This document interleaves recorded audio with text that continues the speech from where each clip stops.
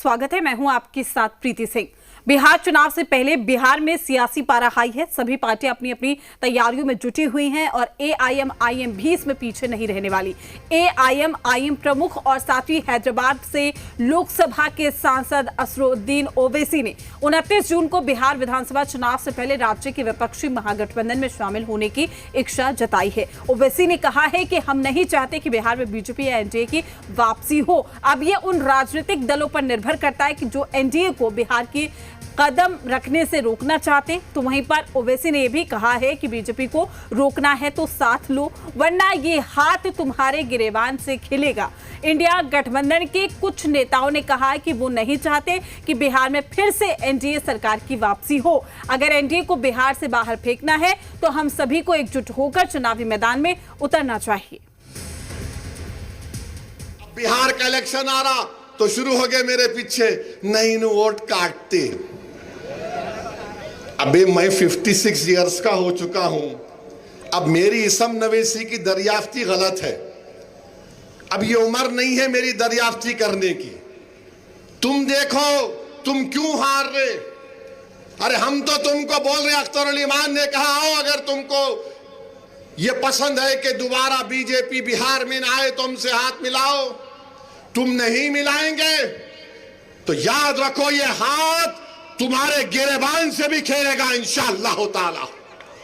ये हाथ बड़े दराज है, याद रखो। इन हाथों में, इन बाजुओं में अल्लाह ने अपने हबीब के सदक़े में बहुत ताकत दी है।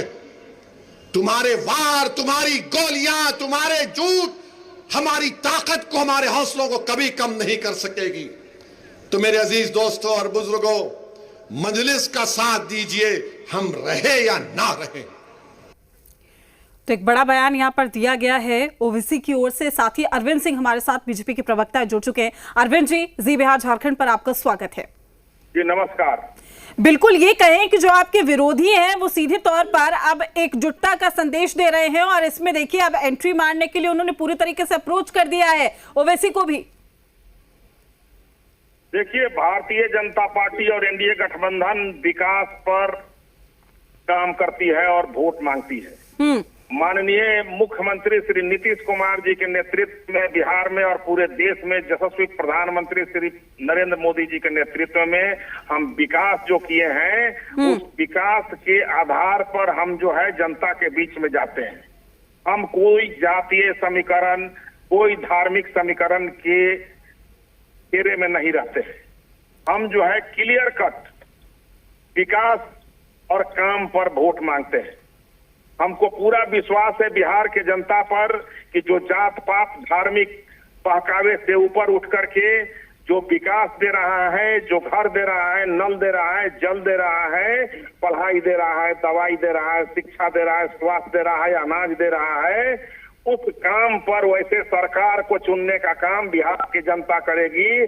जहां अब गरीबी रेखा के नीचे लोग नहीं रहते हैं, अब हर व्यक्ति हर हाथ को काम और हर काम का दाम मिलता है बिहार में।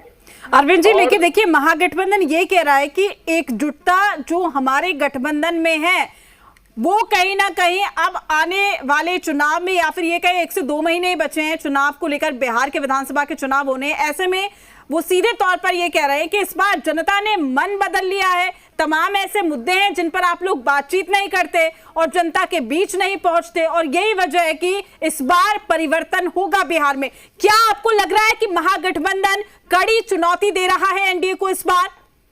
अगर बिहार में नेता प्रतिपक्ष नाम का चीज समाप्त हो जाएगा, क्योंकि 200 से ऊपर सीट एनडीए गठबंधन को मिलने जा रहा है माननीय मुख्यमंत्री श्री नीतीश कुमार जी के नेतृत्व में। और ये सब लोग जो हारे हुए प्यादे हैं, पहले से हार मान चुके हैं, ये कहीं ना कहीं संविधान का विरोध करके ये लोग जो देश की राज्यसभा लोकसभा से पास हुआ कानून, भारत के महामहिम राष्ट्रपति जी का सिग्नेचर हुआ जो भारत का कानून बन चुका है, उसका भी विरोध करते हैं। जो देश के कानून का विरोध करता हो उसको किस श्रेणी में रख सकते हैं आप खुद सोचिए।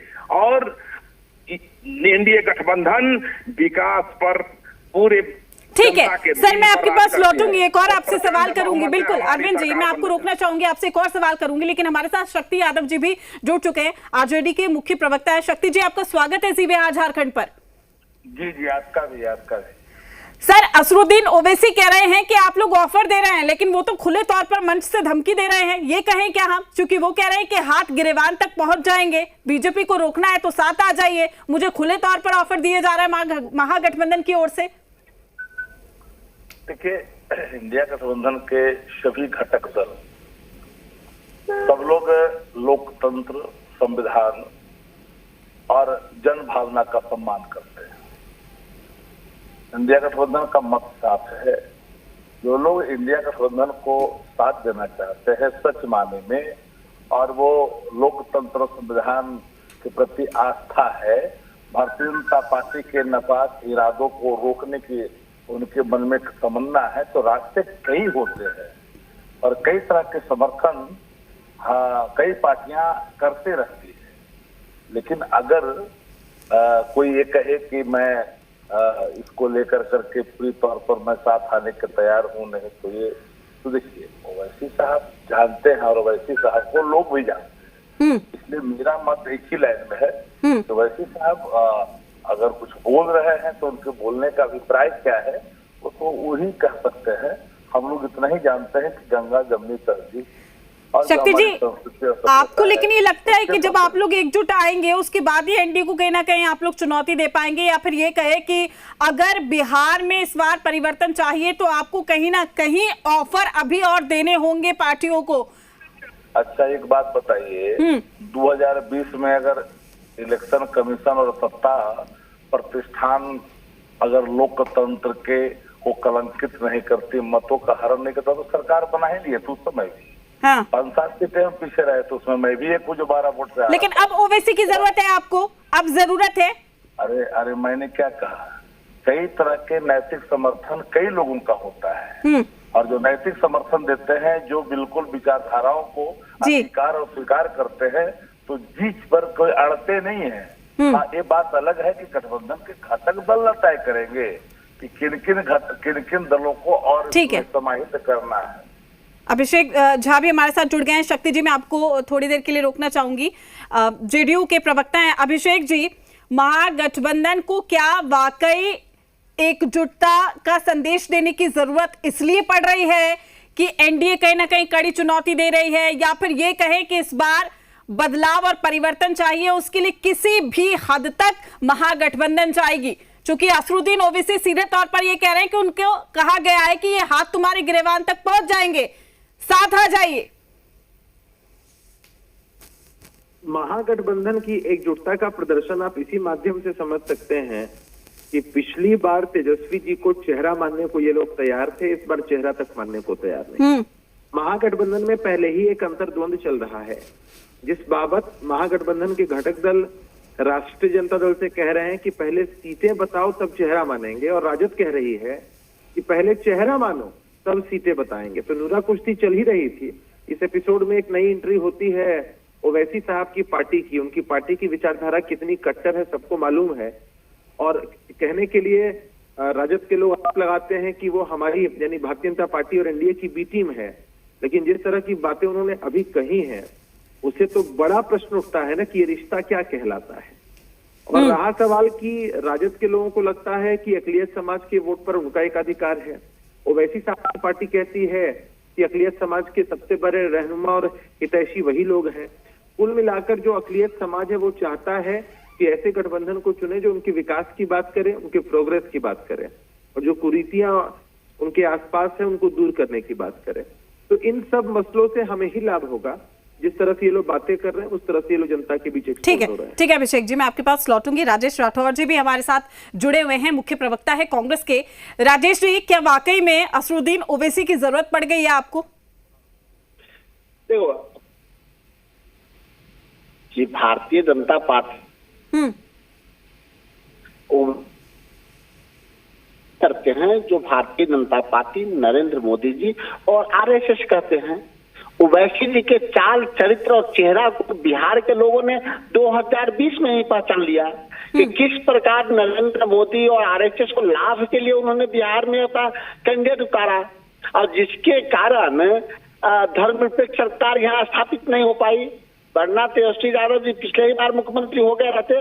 तो बिहार की जनता उनको इस बार सबक सिखाना चाहती है। हालांकि हर राज्य में, उसके बाद बंगाल चुनाव हुआ तो बंगाल में भी उन्होंने सबक सीखा, क्योंकि उनका मात्र एक उद्देश्य होता है कि सर्वाधिक लाभ भारतीय जनता पार्टी आरएसएस को, नरेंद्र मोदी को कैसे पहुंचाए। राजेश जी, अगर आपको लग रहा है कि बीजेपी की बी टीम के तौर पर काम कर रही है ओवैसी, तो फिर ऑफर क्यों दिया जा रहा है महागठबंधन की ओर से? अगर खुले मंच पर बोल रहे हैं, कोई ऑफर नहीं है संघ के लोगों के लिए। हमारे यहाँ कोई दरवाजा मतलब ये जो बयान दे रहे हैं वो खिड़की से बस एक चुनावी स्टंट है। मतलब आपको लगता है कि जो बयान आया खुले मंच से वो एक चुनावी स्टंट है? अरे एकदम चुनावी स्टैंड है। अगर वो चाहते हैं कि सेकुलर फ्रंट मजबूत हो तो वैसे हैदराबाद छोड़ के बाकी जहाँ सेकुलर लोग चुनाव लड़ते हैं वहाँ उनके प्रति प्रचार करें, तब तो समझेंगे ना। ये तो वोट कटवा भारतीय जनता पार्टी के लिए साबित होते हैं, इसलिए चुनाव लड़ रहे हैं। और बिहार और देश की जनता समझ ली है, इसलिए अपनी पहचान बरकरार रखने के लिए ये अलायंस की बात करते हैं, ताकि इनका चेहरा उजागर हो चुका है स्पष्ट रूप से कि भागवत और ओवैसी दोनों एक ही सिक्के के दो पहलू हैं। चलिए, इसका जवाब तो आने वाले विधानसभा चुनाव में जनता देगी। शुक्रिया आपका हमारे साथ जुड़ने के लिए राजेश जी, अभिषेक जी, साथ ही शक्ति जी भी हमारे साथ जुड़े थे, उनका भी शुक्रिया हमारे साथ जुड़ने के लिए। अरविंद जी भी हमारे साथ जुड़े थे जिन्होंने अपनी प्रतिक्रिया रखी। आप सभी का शुक्रिया। तो आपको बता दें कि असदुद्दीन ओवैसी ने 29 जून को ही बिहार विधानसभा चुनाव से पहले राज्य के विपक्षी महागठबंधन में शामिल होने की इच्छा जताई थी। ओवैसी ने कहा है कि हम नहीं चाहते कि बिहार में बीजेपी या एनडीए की वापसी हो। अब ये उन राजनीतिक दलों पर निर्भर करता है जो एनडीए को बिहार की कदम रखने से रोकना चाहते हैं।